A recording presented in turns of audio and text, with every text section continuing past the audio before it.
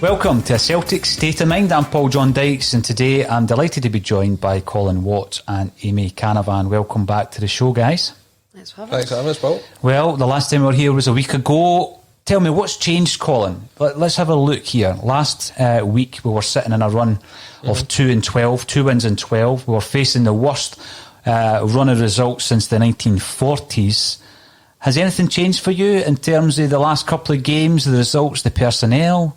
What's your view on Neil Lennon's future?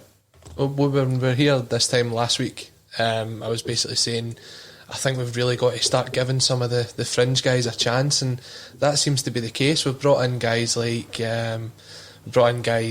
Turnbull, like Sorrow, and I think Sorrow's been absolutely outstanding over the last few games. I think his energy in the midfield is unbelievable. You've seen it even when he went off with cramp. He was straight back on, and I seen the meme that came out from that compared him to Happy Gilmore. He just keeps running. It's fantastic. We've changed it up a bit. We've brought in these players, and they seem to have a different hunger about them. And even at the weekend, bringing in guys like Shane Duffy, that was probably one of Shane Duffy's best performances in a Celtic jersey. And there was a sort of don't give up attitude. The amount of chances we created at the weekend was unlike Celtic over the last few games, and it does worry me that we could potentially be going back to the team that we already had. I know they are quality players, but it just wasn't working for them, maybe, was it? No, not at all. I think you're right, you're spot on there. I think we will revert back to the tried and tested. I think Lennon said that he's going to go back to the boys that got him there. But on the basis of what's changed from last week, it's just, like you say, there's just a bit more excitement around the club game. You don't want to get too eager, don't want to get too carried away. But no, it's just nice to be talking a little bit more positively about the club. Well, it is. This is a big thing. I mean, last week we're looking ahead to the Scottish Cup final thinking, I don't fancy it. I actually don't fancy it. We're playing a championship side, and I don't care what anybody says, Hearts aren't a championship side. No. You are where you are. I mean, people were saying that about Dundee United. It's on merit, and that's where Hearts are at this moment in time. So they're playing teams like Queen of the South, and then they're coming up and playing Celtic, and that's just where they are, and we should beat them comfortably, be that with the old guard or the new guard, as I would call them. We should. But I think that the only way that we can actually make any kind of progress and get our season back on track and salvage something from the season is by playing guys that are in form. And that was a conversation I had on Monday with Kevin Graham. So we will have a chat about how you would line up, and the caveat to that is how you think Lenny will line up, because often it's two different things. But Colin, when you were giving us your introduction there was someone entering the studio behind your right shoulder, and that's Kelly, whose email address is at the bottom of the screen. Kelly is dealing with a lot of the sponsorship and monies and donations to the Celtic State of Mind Weekender, the quadruple treble Weekender. We were bringing 20 or so podcasts together, 21 I think it is, together, to do a 24-hour live broadcast. Split into 12. We need a wee bit of rest in between, Colin. 2 12-hour shifts, Saturday and Sunday, to raise cash for the homeless, mental health charities, food banks and vulnerable kids. Everybody needs a wee bit of help from time to time, but these groups are even more vulnerable in this year of all years. We don't want any kids to wake up to no Christmas presents on Christmas morning, or indeed adults to wake up to no meal on Christmas morning. So we are trying to raise a huge amount of cash actually. It's a really high target, Colin, but you've got to aim for the stars, don't you? And occasionally like this, and I've been blown away by the generosity of everybody that's donated. Yesterday we spoke to Jackie McNamara, a Celtic legend. I think everybody on the comments will agree. Jackie, I've never ever spoke to a Celtic fan who doesn't like Jackie McNamara, doesn't remember his time at Celtic fondly. And Jackie came in to chat about something completely different in relation to youth football. So that will be on the Porty Boot Room if not this Sunday, then in the coming weeks. And he followed that up by sending us a video and donating £100 to the charity. So that's Jackie Mack for you. What a guy. Unbelievable, eh? Superb. We're getting sponsors in. There's still some opportunities for sponsorship. If you have a business or a coaching school or anything at all and you want to sponsor one of the shows, then get in touch with Kelly and we'll be able to do something that will benefit both of us and obviously more than that, benefit the charity. A big shout out to some of the people who are sending us signed jerseys, Colin, match worn jerseys. We've received some books this morning as well, and Celtic Canvas Art has just offered us some amazing canvases. Brilliant. The generosity is incredible amongst the Celtic support, and we're looking forward to releasing some more of our celebrity videos, the well-wishing videos. I've shown you a couple that are probably for our eyes only at the moment, but we will release them as well, so thanks everybody for getting involved. And what will make it even better, of course, is for that few hours after the game, because the Celtic State of Mind are going to be covering the game live, but for that few hours after the game, if we've got a victory. So, Amy, we've spoken about how you would line up and why, and it probably will differ from Neil Lennon, but talk us through your predicted 11. How do you set up? I mean, do you reward someone like Conor Hazard, because I know I would, and I've said that already, by giving him the starting position? Because I think Barkas and Bain have both had a run of games. They've both had a run of games. By a run of games, I mean, you don't put someone in for 2 or 3 games. It's half a dozen, it's 7, it's more. And they've both had that. And I think they've both failed to impress and rubber stamp their name on that number 1 position. Hazard's come in. Has he done anything wrong for you? Not for me, no. I'd like him to start. I think, like you say, you play who's on form. I don't think he will. That's a different matter, as you say. But I think if it was going to be the case that he was going with Bain or with Barkas, I'd have liked them then to keep one of them in for the dead rubber against Lille. I know it's a catch-22 because then this time last week we were saying, we should be bringing in something new. But bringing in a midfielder and bringing in a different goalkeeper is a totally different ballgame. It's looking for stability. If you're bringing in Shane Duffy then as well, you need to have a bit of stability. He's now played with Hazard behind him. Is that coincidental that he's maybe performing a bit better because there's somebody more confident behind him? Who knows?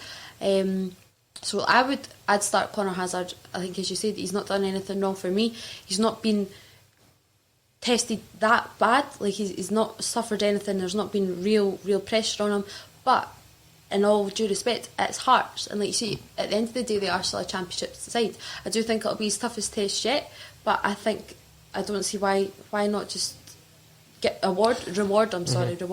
Oh, definitely. I mean, we've had the discussions all season actually, because there's so many issues that are at the forefront of your mind with Celtic, and largely football fans just look at what's happening on the park and how players are performing, and that is what that's our main focus. But there's all these other issues behind the scenes, the coaching staff, the structure of the club, the highest levels of the boardroom at Celtic Park that people are unhappy with. And we will be talking about that, because obviously the aftermath of the AGM, in my mind, is that we're as disconnected now as we were before the AGM. I don't think that the communication was great, but it's quite clear that Peter Lawwell and co thinks it's okay. And that's one of the biggest issues. But you'd go for Conor Hazard. It would be interesting for me in terms of the confidence in that player, who, by the way, has just been offered a new improved contract this morning at Celtic, which we often do. You know, Tony Watt scores against Barcelona, signs a 5-year deal the following day. That's what happens if you impress, because the vultures otherwise will be flying around Celtic Park again to try and pick the best of our youth talent. Now, Hazard is an international player. I take what you say. I mean, I think that he's played a part in, Duffy's performances because he is a commanding goalkeeper. And, he hasn't had many saves to make, but I think he's commanded his area better than Barkas and Bain have done. The save that he made against Leo, I thought was a decent enough save. It's the one that I can remember, actually, in terms of a save to make. But yes, I think if on the one hand we're shouting for Celtic to develop and give youth a chance, then when we're faced with a dilemma, or a so-called dilemma like this, you've got to stick with the goalie. Now, Colin, what's your take on this, and what do you think Lenny's going to do in terms of the goalkeeper? Well, last season I was doing a profile on the loan players, and Connor Hazard was one that did go out on loan. I think it was called something really inventive, like Loan Watch. Something like that, yeah. Aye. Anyone that's on the Axon website will be able to go and check up some of the reports from last year. But Hazard went on loan to Dundee to cover Jack Hamilton's injury, and I think before the league was suspended, it was a run of 5 clean sheets in 6 games. And he's 22 and he's played about 50 career games. Now, for a goalkeeper, that's still pretty young, but you're right, he was commanding that game against Kilmarnock. He was out, he was shouting, he was setting up the wall, he was commanding his defence in front of him. It's something I've not seen a lot of from Barkas and Bain this season. And talking about saves, he made a fantastic save from a corner that Kilmarnock had, where it was almost point blank range and he managed to get it away. And when you're looking at the game that's coming up, okay, it's a cup final, we're speaking about sentimentality. If it wasn't Hearts that we were playing on Saturday, if it was just another league game, if it was Livingston at home, would you ever consider making any changes to that team? Because they always say never change a winning formula. Well, they say that in all walks of life, don't they? Why would you change a goalie? The biggest problem, and again we've discussed this on a Celtic State of Mind all season, is that partnership not only between the two centre-halves but between the goalkeeper and the two centre-halves, and we've not had that all season. So you're bringing in a new player in Duffy, who very much like Rogic would almost resigned herself to the fact that his Celtic career was over. Rogic a few weeks ago was away. And I think we were all coming to terms with that, which wasn't easy for a lot of people with a bit of Tommy Rogic love. But then Shane Duffy was the same. I had resigned myself to, accepting that it's just not worked out, which happens in football. No matter how big the transfer fee is or your reputation is, sometimes the fit isn't right. And it looked as though that was the case with Shane Duffy. All of a sudden, he's come in, and by the way, I thought there was elements of the Lille game that were a bit ropey. I still felt that he was a bit cumbersome. He just throws his head at anything, which in some occasions is great, but other times where he's handling the ball, it's not so good. But he was far more assured at Kilmarnock, and I think after the game, Amy, when Julien got the Man of the Match award and said, Shane Duffy deserves this, it also shows that it's one of these things, if someone's lacking a wee bit of confidence, your teammates can drag you back out of that. So it looks as though, for me, that is a partnership between Julien, Duffy and Hazard that I would really be reluctant to break up. Going into the cup final, do you stick with the two centre-halves that have played the last 2 games? I would. I think as well for Duffy, I think maybe being in the flat back 4, I think this is since he came in, it was the 3 at the back, or if you want to call it the 5 with the wing backs. I think being beside Julien, who he's more reserved. When he's been partners with Ayer likes to strive forward, and I'm more than happy for him to do so. I think he's a great asset, and I think we'll touch on that as well with him being in the right back role. But I think maybe for Duffy, having the comfort in knowing that Julian's there and remains there, he's not wandering away and sort of left in a lone figure, because I think Duffy's pace is came under fire. He's been victimised for it. Strikers have cottoned on quite quickly that he's not going to be able to he's not going to win the race against them. So I think that the stability with Julian beside him has definitely contributed to it. And like you say, I do think that Hazard behind him as well, it's a triangle that I would definitely like to keep. Oh, definitely. I mean, again, because I got a lot of flack for name dropping, and Andy Lynch did tell me about this importance. People look at the partnership between the two centre halves, but he identified this when we were playing Ajax and we were watching the game actually together. And he was speaking about the two centre-halves and Gordon not having a good enough understanding. And lo and behold, I think 2 of the goals were down to the fact that Simonovic and Van Dijk and Gordon didn't have that partnership. And that's what we're striving for. So if, for example, Duffy starts coming into form, the last thing you want to do is then change a goalie again. Exactly. And revert back to a goalkeeper that was part of, I guess, the issue of this partnership. Julien's bigging him up after the game. Yep. Colin, do you see us starting with Julien and Duffy, which then makes a decision for you at right back as well? Yeah, I mean, I've always been a fan of Duffy. I know he's went through quite a bit of a tough time, and he's been taking quite a bit of a slagging, but I've always thought that he would eventually settle into the side. And when we picked our team for Lille last week when we were on the podcast, I mentioned Shane Duffy, and a lot of the comments coming in saying, Duffy, why Duffy? But look, the guy's a Republic of Ireland international. He's a captain. He's obviously got some sort of ability about him. Yes, we haven't seen the best out of him this season, but if that partnership with Julian turns into something which benefits us, then it's got to be the thing that you go with. And the point that Amy made about Ayer at right back, I think any time Ayer's played at right back, he's been outstanding. And with the sort of injuries that we're seeing to Turnbull, El Hamid looks as if he may be leaving in January. Yep. So I think if we can get the best out of Ayer at right back, it's something that we've got to look at going forward. But as you say, I wouldn't change the centre-back pairing for the weekend.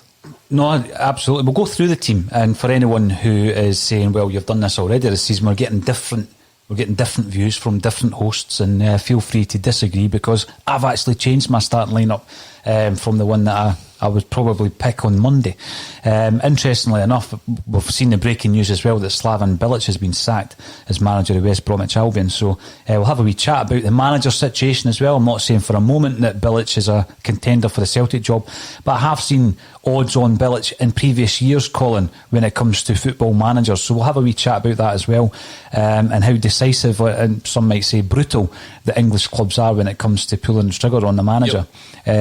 Whereas we've got a club who just kind of ponder the issue and say, you know what, we'll wait until the season's over in January before we change it. So that would then lead us to the two fullbacks if we're playing with a flat, perhaps. Duffy did look a bit overweight for a while, but a flat back four.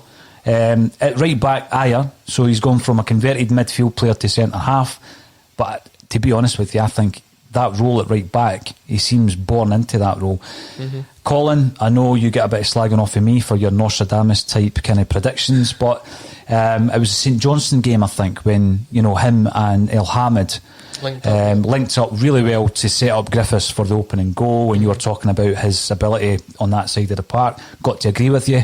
I think he looks far better as a right back, especially if you've got the Duffy-Julien partnership developing. I'd keep him at right back. I mean, is he a player? We're going to have an issue at right back because El Hamid's on his way out, unfortunately, because I mean he's not had a great season this year, but I think a lot of that is down to the personal issues that he's now spoken about. Then you've got Ayer, who's a converted right back but playing particularly well there. I know he's played a few games previously at right back for Celtic. Then you've got Frimpong, who I don't think is a right back. I really don't. I don't see any defensive qualities, even in positional play. He's got pace, but I don't think he's a defender. And then beyond that, you've got Anthony Ralston, who's so far out the picture. I know he's been on the bench a couple of times. Yeah. So right back is an issue for us, especially when El Hamid leaves. Ayer is another guy who has been linked with AC Milan. So looking ahead further beyond the Scottish Cup final, because it's something else we need to talk about, January transfer window, is a right back also a priority for you, Colin? I would say so. I think we do have to look at that. I know Celtic will be looking at what they've already got. They were hoping that El Hamid maybe stays to the end of the season. I'll believe they think that Ayer would stay to the end of the season as well. They'll be looking to maybe get Manny Perez in from America, maybe be looking at bringing in Leo Connor back from his loan spell. But definitely I think we should be going out and trying to get a similar type of signing to Diego Laxalt, but on the right hand side obviously. Looking at someone who might be looking to get into their European Euro 2021 squad that isn't getting game time. We do need a proper right back in there. I don't think Frimpong is a right back. I do agree with you. I see more of his position being further up the field. I just think he needs to work on that final ball. If he could work on that final ball, he would be a fantastic winger. Maybe that's why when he was at City they pushed him back into the right back position to try and convert him into it. But if he can get that final ball, then he would be the perfect right winger to fill the gap that we're missing with James Forrest at the minute. So who's your fullbacks for Sunday then, Colin? I would go with Ayer at right back, and I would put Greg Taylor in at left back. Greg Taylor. Talk me through that decision as well then. I thought Greg Taylor offered a bit of stability to the side when he came in. He came on for Laxalt against Lille and was pretty solid. Did his job well. I think sometimes when you're playing with the full-backs it does leave your defence open, and when he came on it offered that stability defensively. On Sunday I thought he had a good game as well. So I just keep going with this idea that if it's working, don't change it. Laxalt will be a great sub to bring on if we're trying to stretch the game. And I don't think he's really put a foot wrong. His performances have started to dwindle a wee bit from the fantastic start that he had, but look, don't change something that's winning at the minute. Well, Amy, when we're talking about the fullbacks and the question of Taylor, talk to me about who you would pick right and left back. And I find it interesting that Colin's picked Taylor, because I think at the beginning of the week I was on the Laxalt kind of bus, but now I'm thinking about the stability, the continuity. And I'm looking at Taylor, who again, Colin, going back to this, he was taking a lot of criticism from Celtic fans this season. And I think that, you know, Lawrence was a big champion of Greg Taylor, talking about the fact that, you know, he finds himself in a position where he's largely in the final third of the field and he's attacking and he's expected to be putting in those crosses, hitting the byline. And that was kind of alien to him, because he came from the Steve Clark school of defending. Yep. And he was in a team that defended very, very well, but for large parts of the game. So, you know, I think you can still see the defensive qualities in Greg Taylor. Going forwards, you know, we might criticise him going forward, but he still has quite a few assists this season. He's probably the second in the table of Celtic assists, if not top. I think he's got more than Frimpong and Laxalt combined. So that has got to count for something. And I think at the beginning of the week I was thinking Laxalt, but going back to another point Colin made, he's gone off the boil. Laxalt has gone off the boil. He's a good ball winner. You could see that record for the UEFA Europa League game. Who was it against? AC Milan, I think, the first game. He wins 13 tackles. That's great, but when he finds himself in that final third, his final balls not been that impressive. So Celtic will be attacking down both channels. Who do you pick right and left back, Amy? So I go Ayer. I think that's pretty concrete. And I go Taylor as well, and it's not really a difficult question for me. I think it's pretty... I think that back five's pretty easy for me. I was never... Laxalt, I understand, I get it, folk have jumped on the bandwagon and he had an impressive start. I know you're saying fantastic. I personally wasn't quite so energetic about it. I feel that he, going forward, like you say, more than comfortable, but then he gets to that byline and I think he looks a bit lost. I think as well he cuts in narrow too many times, and he just comes a bit central, and I think I said it last week as well, sort of always means that Callum McGregor has to drop back into that left back role, and that's nothing that nobody wants to see. Nobody wants to see that. But no, I'd go with Taylor. I think he received such unwarranted stick at the just throughout his whole Celtic career, really. I think people are trying to... There's too much similarities to Kieran Tierney. They're going, right, he's the same age, that's the same sort of like Celtic fan stuff, but I think there was too many comparisons, and I think he's had a tough run with it. He was never going to come in and be the next Kieran Tierney. It just wasn't going to happen. But I think he's still so young. He always gives 110%, and I know obviously you need performances and you need assists, but for me 110% is better than most are given. I think as well a massive thing for Greg Taylor is who he's got playing in front of him. And like you said, so he's came from a defensive mindset under Steve Clark, and that is something again that Laxalt doesn't really offer, I feel. But going forward, if he's got Elyounoussi, who is, we said he can be a 9 or a 4 last week, if Elyounoussi at a 4, then you're asking a lot of Greg Taylor to be able to get forward, put in a ball, and then track all the way back as well. Because Elyounoussi can go in a bit of a huff if things aren't going his way. I think it'll be a massive difference seeing in the future Mikey Johnston coming in, and Mikey Johnston possibly playing in front. I think that could be a great partnership. It's one I'm looking forward to seeing. Definitely. But no, right now, and as for Sunday, I would definitely be sticking with Greg Taylor, So it looks like we're all agreeing with this team so far. Let's move into the midfield, because again, you might have mentioned Sorrow, Colin. I wasn't convinced when we were talking about introducing some of these fringe players. I could see the logic behind Tumble, because we'd seen a lot of him obviously with Motherwell, and then fleetingly in a Celtic jersey, but I hadn't seen enough of Sorrow. So when he started against Lille and performed the way he did, I just thought, wow. Now there's no way he's not been shown that at training. There's no way he's not been shown that at training. And I think what you got there, and going back to yesterday's podcast, I hadn't seen the Dafabet advert, but Natasha Meikle mentioned that Scott Brown was basically talking like he was leading the team out on the Scottish Cup final day. So obviously Dafabet have been given the team sheet from the leak, because they know that Scott Brown's playing. I wouldn't play him. Now, I don't even think that's controversial, because we're going back to the consistency, to building momentum, to sticking to a winning formula. You start putting different ingredients into that formula, and it's the old fly in the ointment, because, I mean, you think of Scott Brown and the way he's played this season, and he gets this every year. He's too old, he's lost his legs. You hear it every single season.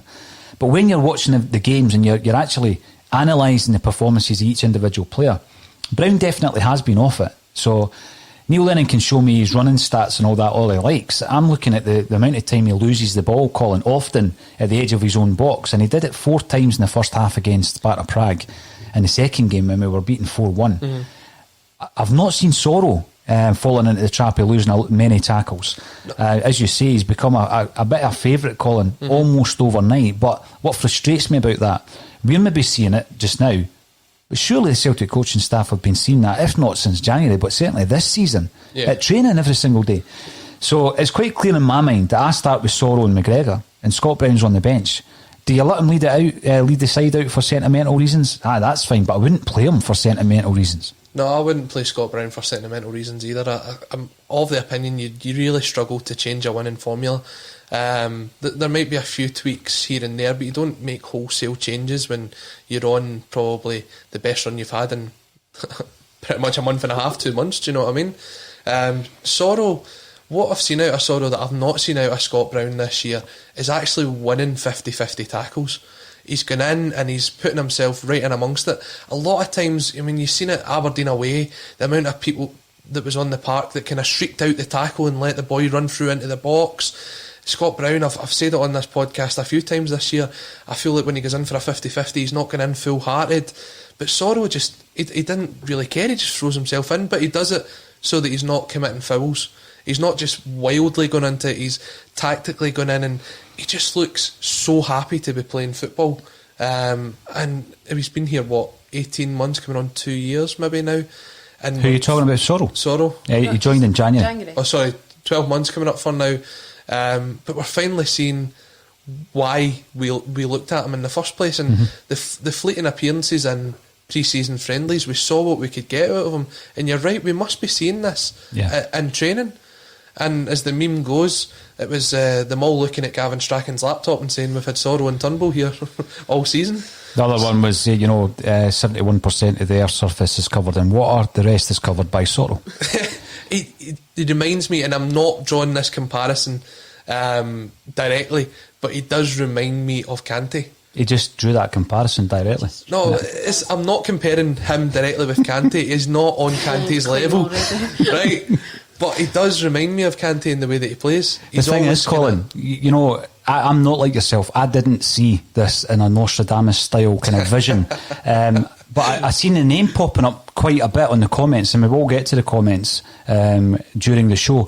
But his name is popping up with like Luca Connell, and I thought to myself, that's the bracket I had Sorrow in, because I'd seen very little of Luca Connell, and I'd seen very little of Ismaila Sorrow. So I didn't think he could come in and make an impact. But now that he has, I think the worst thing you could do, Amy, because again, he's finding his feet in the game, in the country, with a new set of players. And obviously, normally if you've been at the club for a year, that's fine, but this has not been a normal year. So it's not as though you've had that same bonding experience over the last year that you normally would with your teammates. So I think the worst thing that you could do for the likes of Sorrow and Hazard is not to play them. So I would be thinking more of what I'm going to get out of Hazard in the next 3-4 years, rather than what I'm going to get out of Scott Brown for the next 6 months. Yeah, absolutely. I'd start Sorrow. I would. I don't think we will. I think sentimentality's coming in. Lennon said it himself. He's wanting to just the boys who got us there and reward them. But this isn't the time for sentimentality. I think this is just Celtic season. You could just sum it up. Sentimental gets you nowhere. Certainly not in this world. No. And in this environment. And it's sad. I sort of understand it, but I don't agree with it. I'd start Sorrow. I think, as Colin said there, look how Shane Duffy scores. Look at that picture and I'm hugging his back. Yep. That is that's probably how I see him, similar to Kante, just the smile, the infectious smile. Maybe wouldn't compare his abilities quite yet. No, not yet. But No, it's just one of those ones that I'd start him. I think alongside McGregor as well. He's just looks so comfortable on the ball. He looks comfortable if there's a counter. He's got the pace. Again, something that Scott Brown is lacking these days. But he has got the pace. But it's just, I think Colin hit the nail on the head. It's his willingness to win the ball back. He's just looking so eager, so determined. And I think there's that added fuel to the fire that he's like, no, I want to start in the cup final. I want to secure my position. You're potentially trying to shift out the 9 in a row winning captain. It's a tough task to do. So, of course, he's going to be given 110%. But fair play to him. He's came in and so far he's grabbed it with both hands. And he's done nothing wrong that he shouldn't be able to continue that streak. Sorry, Paul, I was just going to say, I'd add on to that when Sorrow's playing, McGregor seems to push that bit further forward as well. I think when he's playing alongside Brown, Callum's kind of in there sort of picking up a bit of the mess that Brown can cause sometimes with his slack passing, something that you've mentioned as well, Paul. But when we looked at that second half against Kilmarnock there at the weekend, McGregor was driving forward more. You saw more of him trying to get into the box, doing where I think is his best position, is going sort of box to box to create the chances. But with Brown in the team, you don't see it. You see him dropping back, almost sitting in that centre defensive role where the full-backs go forward. I feel as if he trusted the fact that when Sorrow's there, he'll get in, he'll run that sort of box, and it would give him the ability to go forward. See, the big thing, Colin, going on, following on from that point, is you bring in Hazard and you bring in Sorrow. That's who we've spoken about so far. But what you get is not just those two positions that improve. So you bring in Hazard, Duffy improves. Ayer gets thrown onto the right back position improves. So by bringing in Hazard, you actually see the knock-on effect of some of the other pieces in that jigsaw starting to fit.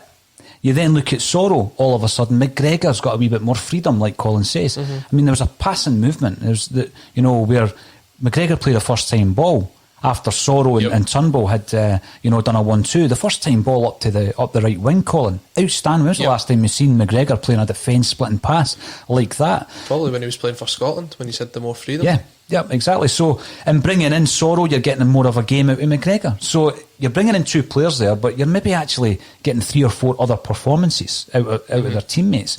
So, for me, Sorrow and McGregor, 100%. I think there is this feeling that because it's last season's Scottish Cup, that Neil Lennon's looking back to last season. You can't do that. No. You play the game as if it's this season's Scottish Cup. If you're going in May, if we're good enough and we're back into the form that we would expect and we're in the Scottish Cup final, you wouldn't think, well, I'll play the guys that were playing well back in August. I mean, it's just absurd to think that you're going to play guys due to some kind of loyalty, because that is a big mistake for me. I'm going to ask you, Amy, and I don't know if this is part of Neil Lennon's makeup. Is it a blindside? Is it a low bowler? Is it Neil Lennon trying to make people believe that Brown's going to start? Hearts then shape their team around the fact that Brown might be playing. All of a sudden, Sorrow's. Do you think that he's got that in his locker? I don't. I think that'd be too rogue for Lennon, and I think if he had that card in his locker, he'd have played it before now. Every time he's tipped to start Brown, he started him, despite the cries from the stands, please don't. He still please he still does, and it's just one of these ones. And I think Daffa, the Daffa bit advert for me as well. I think that's a big sign. Otherwise, you have Callum McGregor leading it out. It's just one of these ones. But I think he'll start. I don't see him trying that trick card. I really don't. I don't think he's. I don't know. It's not Craig Levein he's coming up against. Maybe Craig Levein would maybe throw something in like that, but not Lennon. I don't think so. Well, the big thing about cup finals and big games often, and I remember going way back. I mean, like Tommy Burns era, talking about sometimes you throw someone in who doesn't expect to play, and you get an unexpected performance from him. And I'm going to throw a few names into the equation when we move further up the park, because we're talking about a low bowler, and you've mentioned a name already, Amy. Let's talk about, I think most people on the show that I've seen comments coming in from this week have been raving about David Turnbull, right? And I'm looking at the player thinking, breath of fresh air. I'm a big fan of Ryan Christie, much to Colin's annoyance, because you're not so much a fan, Colin. I'm not saying you don't like Ryan Christie, but you seem to bring up all the things he does wrong, and I talk about all the things he does well, and that's fine, because that offers a bit of balance. But you bring in Turnbull, all of a sudden we are a threat at corners. All of a sudden you get a free kick 20-25 yards from goal, left or right, and it becomes a threat. With Ryan Christie behind these dead balls, they're dead balls, aren't they? I mean, they don't even get past the first defender normally.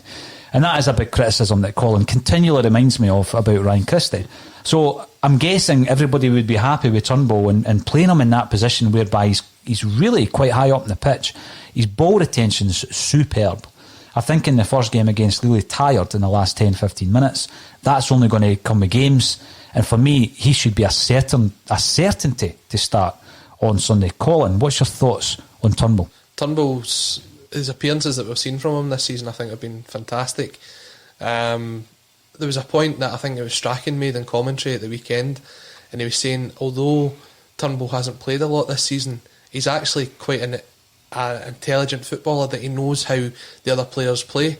So his link up with Edward is almost as if he'd been playing with him all season. And it's just, he does things that other players wouldn't think of doing on the park. When he came on against, I think it was against Lille, he came on, I can't remember the game I'm thinking of here, St Johnstone it was, he played the ball over the top to Lee Griffiths, and it's a ball that we hadn't even tried. We tried to pass through them. We hadn't tried that ball over the top. He just tries different things. Okay, maybe at the weekend he got a bit greedy at times when he was trying to pull a shot off from everywhere. He was maybe drawn out as inner Ryan Christie in that sense. But I think he definitely does offer more of a threat from set pieces. We definitely saw that at the weekend. We've even seen it against Lille when Julian scored. So we are now a threat. We've got big, tall players there that we can target for set pieces, but we've just got to get them past the first man, and Turnbull has certainly done that more often than not. So I've been impressed with him so far. He's still young, he's still got a lot to develop. We were speaking to Gary Locke about him, and he reckons he's one of the best talents in Scottish football, and I've got to agree with him, and I hope to see a lot more of him this season. Well, you think about the corners, you've got Ayer, Julian and Duffy in the box. Now, what defence is going to look at that and think, no problem? Well, if the corner's coming in from Christie, they do, because the ball never reaches the 6-yard box. No. But now with Turnbull, being able to, Colin, as you say, find one of these players, and again, that's going to benefit. We know how good Julian is in positions like that. Duffy's shown it in his time at Celtic. I think he's got three goals. He tried to claim 2 at the weekend, but I think he's got 3 goals. So for me, Turnbull is a certainty. Amy, do you agree with that? Yeah, absolutely. When was the last time that consistently Celtic were a threat at set pieces? Lee Griffiths, probably. Lee Griffiths, exactly. Yeah. But that's what I mean. The consistency wins.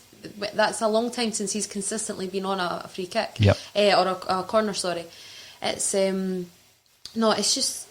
just that other dynamic. I think because we mentioned it last week. Right now, Celtic were so predictable. If a goal's coming, it was only coming from the width. We had no width. We weren't really getting anything through the middle, because through the middle we sometimes had Cham in that role. Christie wasn't offering. He does well, Christie, but there was just something lacking this year. There's just something not ticking that is ticking for Scotland, but it wasn't ticking for Celtic. Now you add that dimension, and then there's a dead ball, there's a corner, and you have a bit of optimism. Yep. You don't go and make a cup of tea when there's a corner, which you would easily do at the beginning of the season with Christie on the ball. But no, Turnbull's a definite starter for me. I do like Ryan Christie, despite everything I've just said, and I think it is a bit harsh for him, because he's been one of Celtic, I think, better performers this season. I think that's saying a lot for Celtic, but I wouldn't shoehorn him in just to let Turnbull play, though. I think Turnbull has to be the number one choice, and I do think that comes at the cost of Christie. I think there's a chance if Turnbull does start, Christie may start on the wing, but I just don't appreciate Christie on the wing. I just feel it's a bit of a waste out there. Yeah, I mean, you've seen some of his best performances this season is when he does take control of the ball, and it's usually if he gets a goal early on or if he gets an assist early on, he really gets himself into the game. But sometimes it feels as if he's putting the pressure of the team on his shoulders, and that's when you see him shooting from 30 and 40 yards and you're going, look, there's more to this. His pass into Dembele for the goal over AC Milan was outstanding, and it's just more of that you want to see from him. He's done it when he's been away with Scotland as well, so there will be a place in the team for Ryan Christie as long as he continues to keep those sort of performances going. But over the last few weeks you could see why he was dropped, and the players that have come in, all you can ask for them to do is to make that jersey their own, and that's what they've done over the last few games. You said Dembele. You were thinking back to better times. Sorry, yeah, to Edward. Yeah, we'd still have a Dembele, believe it or not, but he's fairly dropped down the pecking order. But again, no, he was suspended. So he's lost his jersey. He's not won it back yet. However, that poses a question that Amy has already raised. I think the biggest issue about Ryan Christie is that he's not focused on any position in the park. He's all over the park. We've seen it in the European games, Colin, against Riga and was it Sarajevo, whereby he's on the right hand side, he's on the left hand, he's all over the park. AC Milan, he's striking a free kick in, wasn't a bad dead ball, to be fair, and the goalkeeper's made a great save, but then it's Christie that gives away the free kick on the edge of his own box. And he's all over the pitch, which sometimes can be great for the energy, other times it's actually undisciplined. So I think if you focus Christie, and he's probably at his best in the centre, and I agree with that, Amy, but whilst David Turnbull's playing as he is, he's not going to get a sniff at that jersey. No. What are the options then? If you're looking at to the right of Turnbull, it's Christie, it's Frimpong. Is there any other options at the moment? Probably not. El Hamid's out the picture. Dembele, the aforementioned Dembele, he's way out the picture. So, it's Christie or Frimpong on the right, would you agree? And if so, who do you pick? What about Johnson? I would play him on the left. So where would Elyounoussi come in? Because I would keep Elyounoussi in the team. We're not on the left yet. Johnson's an option for the left. So on the right, Christie or is Christie Frimpong. An option for the right? I don't know. I would suggest Johnson could probably play on the right as well. Johnson's a left-sided player. Yeah, but I've seen a lot from him to suggest Scottish that Cup he's final. got 2 feet. Scottish Cup final. You're going to throw him in at the right? No, I'm not saying that I would throw him in. I'm just saying that he's an option there. Who are you playing on the right? Come on, I'll make it simple for you, Colin. Do we know what the status is with Frimpong at the minute? Is he going to be fit? Well, there's nothing to suggest that he wouldn't be. So it's basically a toss-up then between playing Jeremy Frimpong or Ryan Christie. I think I said that 5 minutes ago. You started throwing Mikey Johnson into the equation. I'll go with Christie. As much as I've had a go at him this season, I think I would start him. You're the biggest Christie knocker I've seen on this show. Yeah, definitely. But I think if we can get the best out of him... Keep him disciplined. Do you know, I think a lot of it comes down to the coaching of him. I don't know if he's been encouraged to shoot when he gets a sight of goal just because he's got that ability. I don't know. When he plays for Scotland, he definitely seems to be more controlled. Steve Clarke definitely has the reins on him. You don't see him throwing the shots in from 30, 40 yards. He definitely creates a lot more for Scotland. If we can get a sort of performance like that out of him, he'll definitely be a big threat at the weekend. Amy, Mikey Johnson on the right? No. If Frimpong's fit, I go with Frimpong. Right. Because he picked up a knock, didn't he? He did against Lille. That's what I was asking, if he was fit, yeah. You're talking about the Lille game? Yeah. Picked up a knock against Lille, but he started against St John's, Kilmarnock. I thought he kind of picked up a bit of an injury at the weekend as well. Maybe I'm missing Maybe I'm that. wrong as well. I'd go Frimpong. If Frimpong's fit, I'd go Frimpong. I think with Ayer behind him, then he wouldn't have that fear of I think you said it earlier on as well. Frimpong, for me, going forward, he just offers something getting down to the bye. His final ball's maybe not always the best, but he's at least stretching the side. And I think if there's any weak spot in his game, then it is his defensive abilities. He's great at tracking back, but if I don't think his height helps, and I think he just gets a little bit lost. I think Ayer behind him would really consolidate him there. But yeah, if Frimpong's fit, I'll go Frimpong. If we can't get back, of course, Sorrow will be somewhere at the back. If we do look at the left-hand side, Colin, and I think that if there is going to be a curveball, I think it's going to be here, and I think it might be Mikey Johnson. I mean, if you're looking over the season, if you're looking at fitness and risk and managing risk, you're going to be playing Elyounoussi all day long, I would suggest. But if there is going to be a curveball or a surprise inclusion, I think Mikey Johnson might be that. He's played minutes. He's played he's played hardly any minutes. Do you start him? Do you keep him on the bench as an impact sub? I would certainly start El Yunusi. Yeah, I think I would be inclined to go with El Yunusi. I think the choice, if you play Greg Taylor at left back, then becomes, is it going to be El Yunusi or is it going to be Alex Salt playing in a further forward role? I don't think Johnson will come into the equation for starting the game. He's certainly, in the performances that I've seen from him, playing with the Colts team, playing there for the couple of minutes, I think he'd be a good impact sub coming on off the bench, and I still insist he could play either side, either left or right. But I think I would probably go with El Yunusi, and then you've got guys like Salt, Johnson, even, I don't know who, I think you can name 11 subs for the Scottish Cup. I think it's not just 9, so maybe we'll see guys like Cameron Harper or Dembele being put on the bench for the weekend, but I would go with Moy on the left. Mm-hmm. Well, when you're looking at that left-hand side, I mean, Salt obviously is an option. I just think his final ball lets him down. I can't remember, correct me if I'm wrong, Salt playing a tremendous cross into the box and it ending up with a near miss or a goal. As I say, correct me if I'm wrong. So I'm happy to play El Yunusi. Amy, who gets the nod for you? Yeah, I'd go El Yunusi as well. I think right now I think if it was if Mikey Johnson was, like you said, maybe 2 or 3 games more, I think then it would be a real discussion, it'd be a real debate. But it's, like you say, it's minutes here, it's seconds, it's not a lot of fitness at all. It's not, and I think that is one guy who has been probably mismanaged with injuries and whatnot. So I think go with El Yunusi, and I think he's a great option to come on from the bench.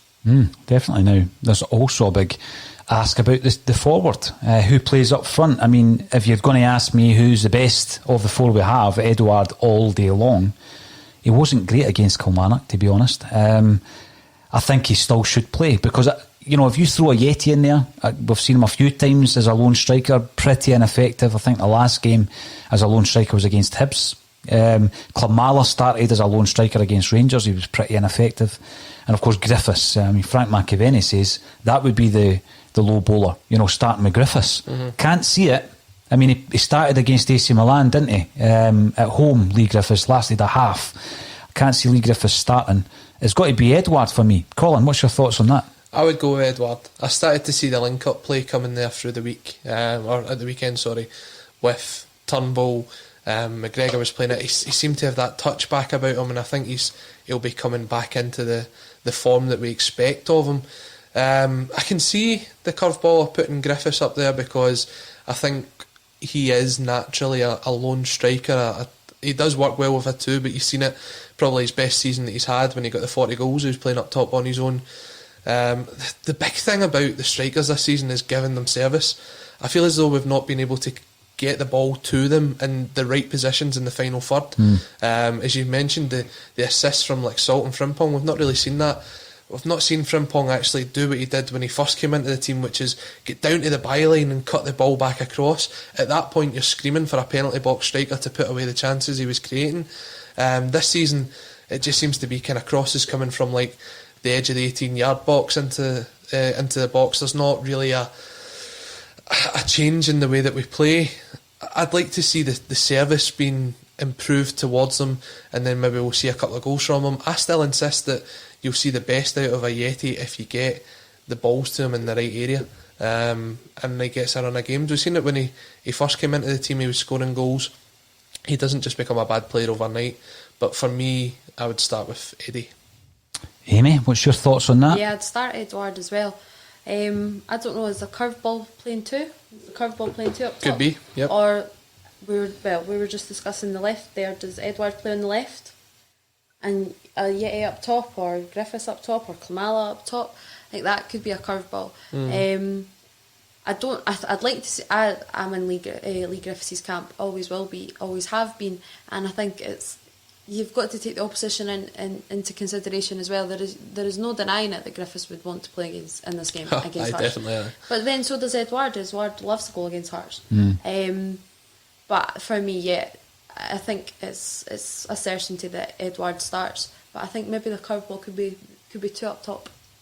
Interesting, Amy. Very interesting indeed. There are options, of course, and I mean, if Neil Lennon does what Frank McAvenny suggests and starts Lee Griffiths, and then you're looking at giving kind of loyalty to someone who, in the middle of December, still isn't fit, and I think that's just insane. So we'll see how it goes. No one will really know unless you're working for Daffabet until 1 o'clock on Sunday. A couple of the comments coming in. Red Scotland, welcome back to the show.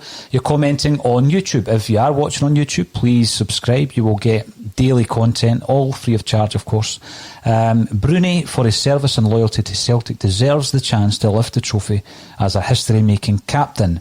I can, however, see both sides of the argument. We should have too much for Hearts. I do agree that even if we started with Bruni, we would have too much for this Hearts side. I mean, Hearts went to East End Park fairly recently and they were beaten there.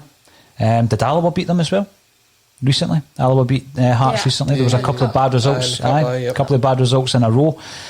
So I think we're going to have too much for them, even if we do play Brunei. But let's look at the here and now. Let's not start looking over our shoulder at what's happened in the past, because that's when, as I say, the sentimentality might come in to haunt you. Brian Webster, if we take away the momentum by changing the team, it's probably the most amateur and stupid managerial decision ever. Sorrow, Turnbull and Hazard must start. Got to agree with Brian Webster as well. And Stuart McLean, again on YouTube, key is consistency to us getting the season back on track. You can get guys back in for sentiment.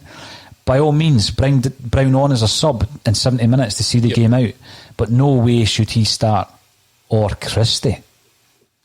Would you start? I mean, I don't think Christie would be a sentimental choice. I think he does offer creativity. I mean, Colin and I have had this debate from time to time, whereby a lot of the time I think that the poor deliveries is something that becomes a focus of people's view on Christie's overall performances. But when you do look at some of the creative play, he does create chances. He can pull something out the bag, as he did in the semi-final against Aberdeen. I think that Brown would be a far more sentimental choice than Christie. I think Christie probably now believes he's got to prove himself to get that jersey back, and maybe we'll see the best out of him from there. When you think back to when he was getting back into the team the first time round, that performance at Murrayfield against Hearts in the semi-final was outstanding when he came off the bench, and from that point on he made the jersey his own. That's all you want to see out of him. You want to see those sort of performances, and not as if he's carrying the whole team on his shoulders and everything's got to be done through him. The point you make about the crosses coming over in the corners, it's something that I've thought Celtic need to change up. I've always thought that you put a right footer on a left-sided corner and a left footer on a right-sided corner, and when you bring in someone like Griffiths and Turnbull and you've got the two of them playing, then you can take the different variety of corners and actually put the decent ball across. When you're curling that ball in, you've seen it at the weekend, Duffy's straight up there to get the head on it. You've seen it with Julian getting the flick on, Siminovic done it last season. You've got to kind of change that up a wee bit, I think. Christie, if he starts, I hope to see a performance out of him.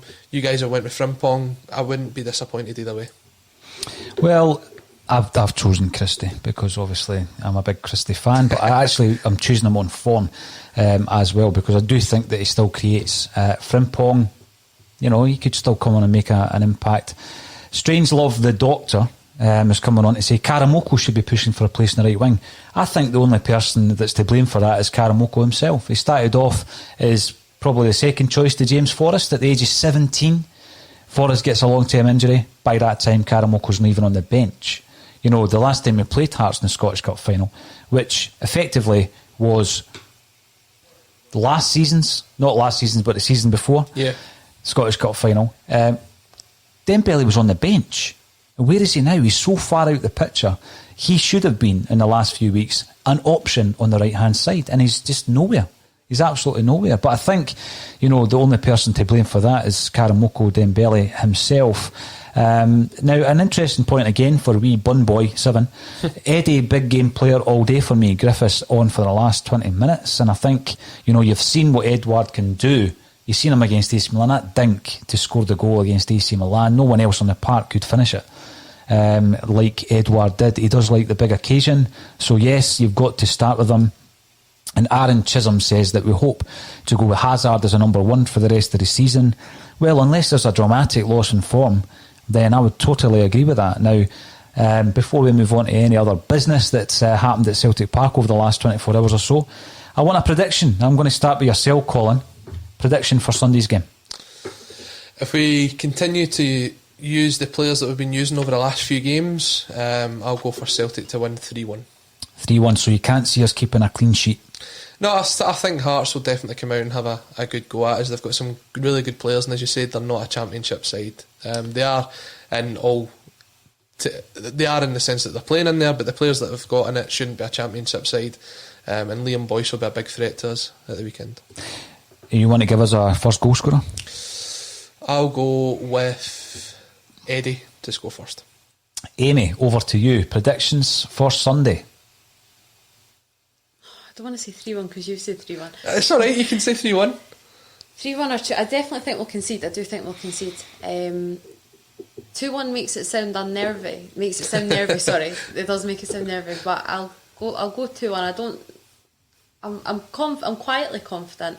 I'm not absolutely beaming, but go 2-1, but I push 3-1.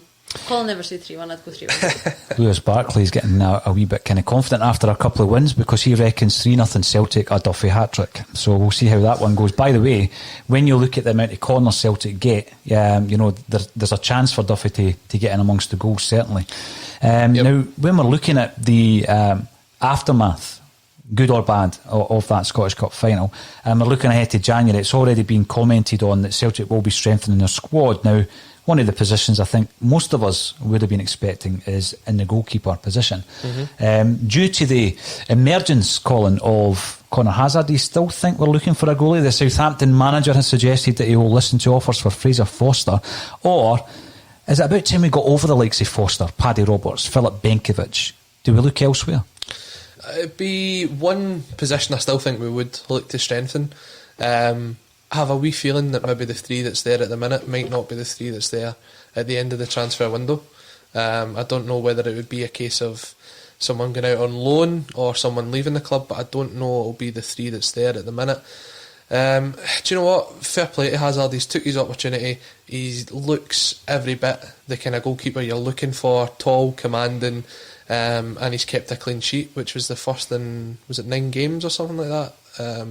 It's brilliant for the lad. He's 22 years old. It's not as if he's a complete young boy. I mean, what was Marshall when he played 17 when he came on to make his debut? I think he was 18. 18 when he came on to make his debut. And you look down at Liverpool were kind of forced to play as Kelleher, the other Irish boy, and he came in and he seemed to play well as well. If they can rely on someone like that, then you should be looking at bringing through young players, something that we've said we don't do enough of. So if the opportunity's there, I'd probably stick with him. But if you're looking for someone to coach him through a season, I don't know if I'd turn to Barkas and Bain to do so. Amy, do you stick with the devil you know in relation to players like Foster who know the club? I almost said know the city there, but I'm thinking back to Peter Lawwell's comments, and we'll be talking about him in a wee second. And I've even seen Paddy Roberts' name getting mentioned again. Is it about time we kind of just like change the record on some of these players? I think it's time we change the record on Paddy Roberts. That breaks my heart, but I do think we change the record on Paddy Roberts. It's one of those ones that you're crying out for Paddy Roberts right now, and have been since August, September when Forrest ended up injured. But I just feel now I don't think it's going to happen. I also don't think it's going to happen for him. I think it's one of those ones that it's a real waste, and it's because we saw the best of him. There's no denying that. The stint in Spain didn't work out. It's not really working out. I don't know if he's still even at Norwich or if he was. He's on loan at Middlesbrough now. I think. Yeah. It's just not been work. It's just not worked out for him for whatever reason. Fraser Foster again. I think you asked me a month or two ago. I'd go no. Because he ultimately turned us down and wanted to fight for his place at Southampton. But I think if a deal could be done without too much complication in January, then I don't see why not bringing him in, because there's no denying it. He's an exceptional talent, and far too good a goalkeeper to still be sitting on a bench. Yeah. But it's one of those ones. Why did they not just? It's just one of those questions. Why was the business not done? Why was it not done in the summer? Why did he feel that he was I don't know what premises were made for him at Southampton, but I think it was always set in stone that he was just going to be sitting on the bench yet again. I don't think that he was ever, no matter what he'd done up here, he was never posing a threat to Alex McCarthy or whoever down there. But it's I think if we could get him back, like I say, with relatively low hassle, then I would, because I think as Colin said, he's a perfect man to be coaching Hazard through. But I think if he does then I come back, I'd need to let Barkas go.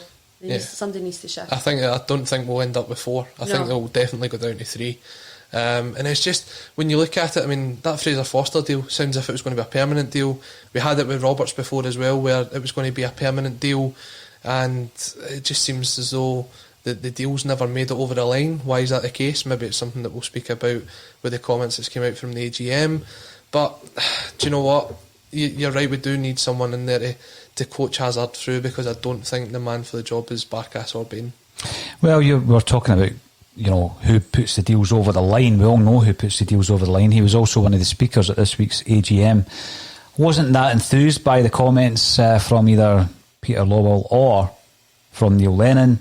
I still feel that, looking at the comments, Peter Lawwell thinks that the communication's good enough between the club and the support. I find that totally preposterous to suggest that it is, because it simply is not.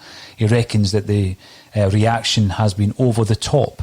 He cites the amount of money spent in transfers as being like the be all and end all, as if we've invested, and we're looking at a lot kind of deeper issues than that. How much of that 30 odd million quid that he quoted was completely wasted? There's an issue with the signing policy. There's an issue with not only the policy of the type of players we buy, but who decides on who buys them.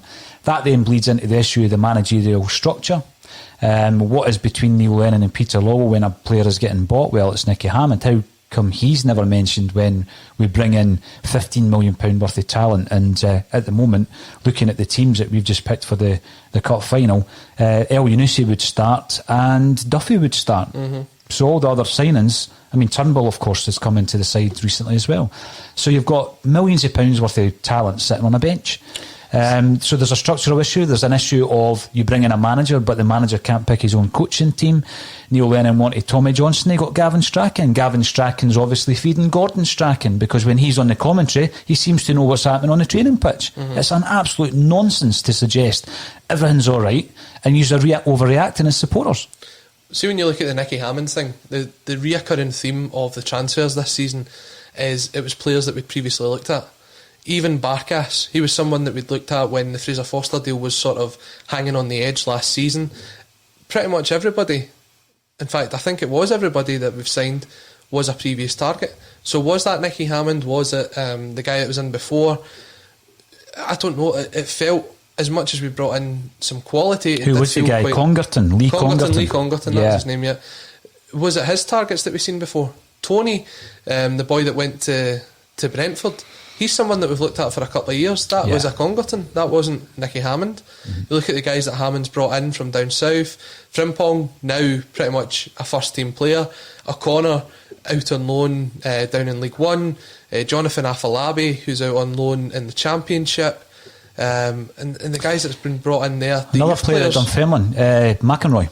Yeah, exactly. He is impressing big time. I've got a couple of pals who watch the Pars, and he really is impressing at Dunfermline at the moment. So when you look at the guys that we've brought in, it's players that we had looked at previously.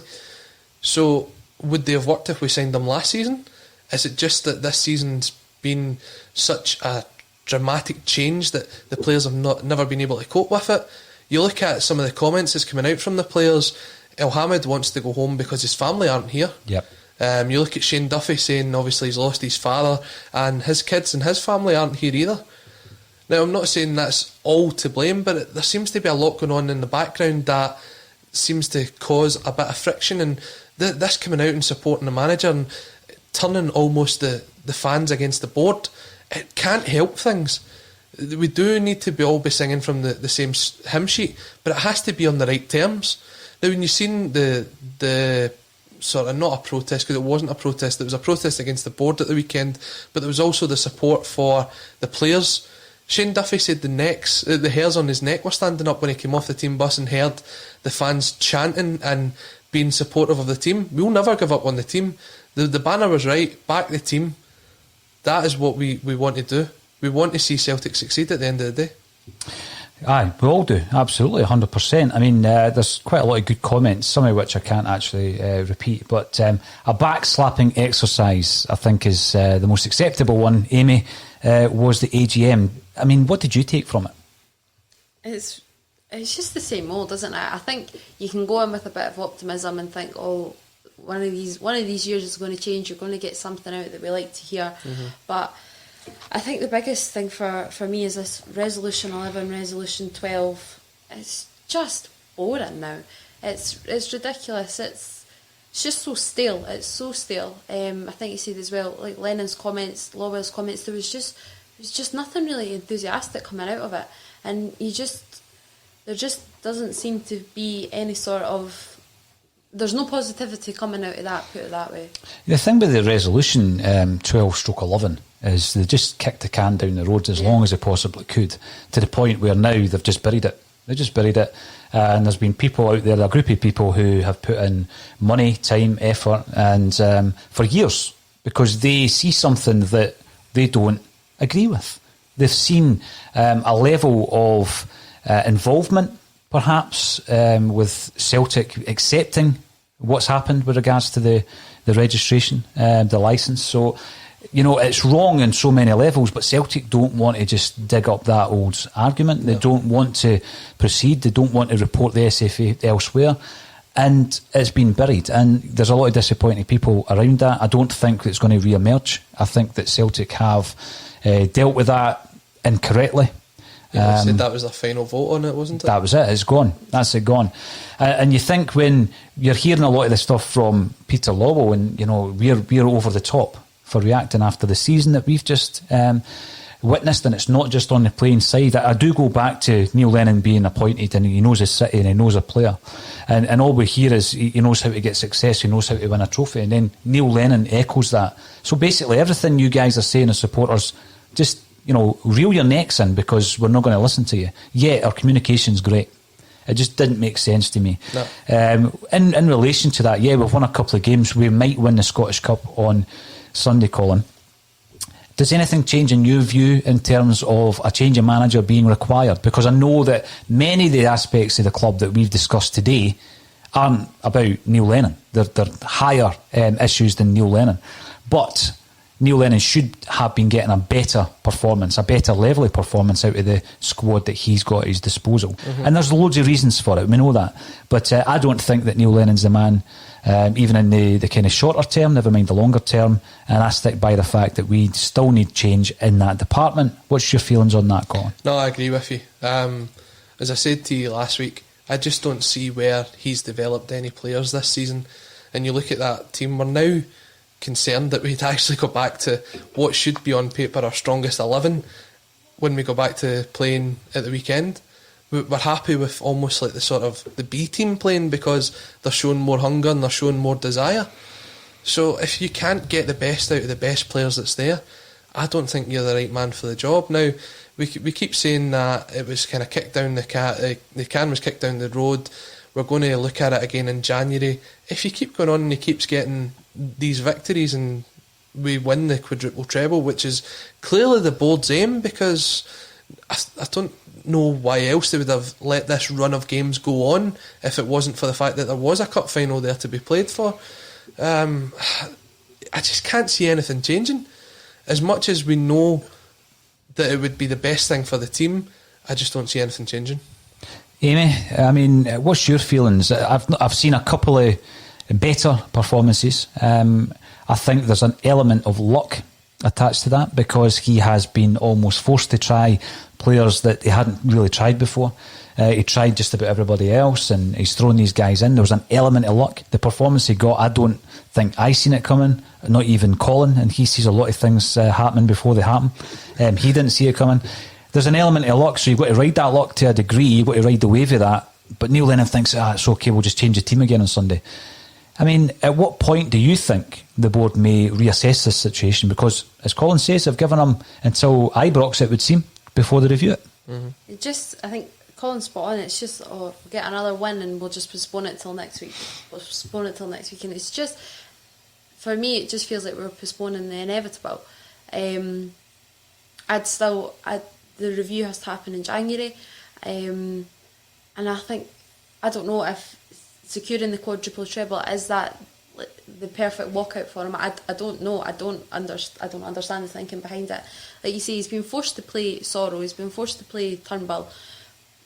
Why is it took till now though? And it's constant delaying. If it be delaying his position or if it be delaying playing Turnbull, it just seems to be delaying all the time, and it's just 3 steps behind everybody else, or 3 steps behind the fans thinking, 3 steps behind Rangers. It's just always too slow right now. Everything's very slow, and there's just a whole lacklustre attitude surrounding the club, and it's not a comforting one at all.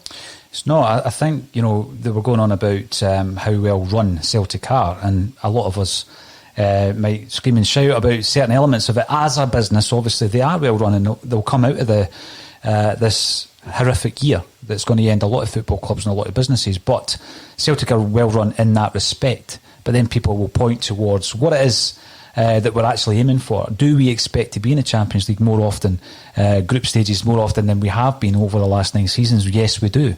Do you communicate that to the fans? No, you completely fail to communicate it. So although you might be able to look at a balance sheet and then say this is investment in the squad, there's so many other elements that you're unhappy with. I think when you look at Peter Lawwell, and I asked this question previously to Kevin Graham about risk taking. At that level, you've got to also have an element of risk. Is it a risk to remove Neil Lennon from the manager's chair right now? Well, of course it is. It always is. But you look at the developments today at West Bromwich Albion, you look at Borussia Dortmund last week, they've pulled the trigger. They've sacked the manager. Now, I know West Brom will be looking to bring in, and it looks as though Allardyce will be brought in to save them from relegation. This is different. We need somebody to come in and win us the league. So that is a completely different category. And people might say, well, if you bring in X, Y and Z, they've never done that before. Well, it's a unique situation that Celtic are in. And I still think it's more of a risk to maintain a status quo with Kennedy, Strachan and Lenny looking at that laptop. And, there's no cohesion there as a team. And I just don't think that, well, we all know that Lennon did not choose his coaching team. We know that. Everybody knows that. So, interesting times ahead. Big quadruple treble weekender. Have a look at the link underneath this video. Please, if you can throw a few pounds in the pot, please do so. If you want to sponsor the event, there is an email at the bottom of your page. Contact Kelly, who's dealing with all the sponsorship as well. And if you have anything that you want to give us for the auction, we will be starting to list auction items today on an eBay page, which I will share on all the social media channels. Thank you everybody for getting involved. If you haven't already done so, subscribe on YouTube. Colin Watt, thanks for joining us once again. And Amy Canavan, one of our new arrivals, doing extremely well to put your point across on a Celtic State of Mind. Thanks for joining us. Take care, guys. Cheers.